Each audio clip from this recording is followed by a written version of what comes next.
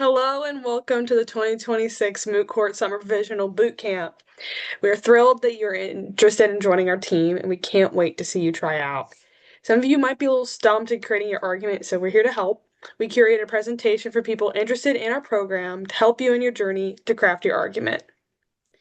So, first things first, who are we? Well, we're the UNT Moot Court's team captains. The one with the red hair right there is me. I'm a third-year mooter alongside the dapper-looking gentleman named Sean, whose picture is next to me. Later on in the presentation, you'll hear from the second-year mooter, Gray Schreiner, who's spearheading Issue 1 of the case alongside Sean. Joining me on Issue 2 is Maddie Coe and Mariana Escamilla, both second-year mooters. So what is the Summer Provisional Team? Each summer, we offer prospective mooters the opportunity to work with team captains on the case sooner than those who just joined during the fall. Practices are done through Zoom, and members will meet one-on-one with captains twice a week to work on their argument. While being on the provisional team doesn't guarantee you a spot, it does give you a leg up for the fall tryouts. The first two questions people often have are what are the issues and what are the sides? To answer these questions, we'll have Grace step in. Thank you, Catherine. There are two issues within the case problem. The first being my issue, Issue 1, which pertains to the Fourth Amendment. It asks whether warrantless video surveillance of a home's exterior over 93 days using a pole camera installed on public property violates the Fourth Amendment's prohibition against unreasonable searches and seizures. The second issue, involving Article 2, asks whether the President exceeded his authority under Article 2 when he ordered the prolonged offshore detention of a lawful permanent resident whose presence the Attorney General deemed detrimental to national security. You only need to address one of these issues, but you need to eventually write arguments for both sides, which are for petitioner Bobby Bronner and respondent, the United States. The petitioner will be asking for a reversal of the lower court's decision, while the respondent is asking for an affirmation. Now that you understand the sides, it's time to figure out how to argue for your client. We're going to start off with an example case, Katz versus United States. Katz involves the FBI attaching a listening device to a public phone booth used by Katz without physically intruding the home. The question presented was, does the Fourth Amendment require a warrant for wiretapping a public phone booth? The court ultimately decided yes, stating that the Fourth Amendment protects people, not places, and applies when a person has a reasonable expectation of privacy. For petitioner, Katz can be used to argue people maintain privacy rights even when technology allows surveillance from outside physical spaces. Long-term monitoring violates the reasonable expectation of privacy. For respondent, use Katz knowingly exposed to the public language to argue activity visible outside the home is not fully protected when exposed to a public view. A quick note. Remember that everything you need to know, Doc, and the suggested argument outline from that. Keep that in mind as we insert case law into our argument. So as Issue 1 respondent, you may make the following argument. Chief Justice, Associate Justices, and may it please the Court. My name is Gray Schreiner, and I rise alongside my co-counsel to represent the respondent. The question before this court is whether the warrantless video surveillance of a home exterior over 93 days using a pole camera installed on public property violates the Fourth Amendment's prohibition against unreasonable searches and seizures. We ask this court to affirm for the following two reasons.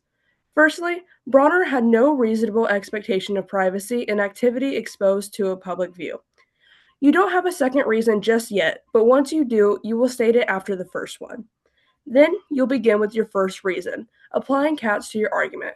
For example, stating, this court ruled in Katz v. United States that the Fourth Amendment inquiry asked whether the individual had a subjective expectation of privacy that society is prepared to recognize as reasonable. Here, that standard is not met. As seen on page 4 of the record, the cameras were placed on utility poles located on public property. Then you'll continue your analysis and eventually transition to an analysis of a different case. To talk about Issue 2, we'll turn it back to Catherine. Now we're going to do the same thing, just with the Issue 2 case, Ex parte Milligan. This case involves a civilian tried by a military commission while civilian courts were open. The question presented was, can civilians be tried by military tribunals when civilian courts are functioning? The court ultimately ruled no, stating that military jurisdiction cannot replace civilian courts' work courts remain open. Petitioners will argue strong support that civilians and lawful residents cannot be subjected to military processes while civilian courts function, while respondents will distinguish this from Bronner because Bronner allegedly materially supported enemy hostilities and qualifies as an enemy belligerent.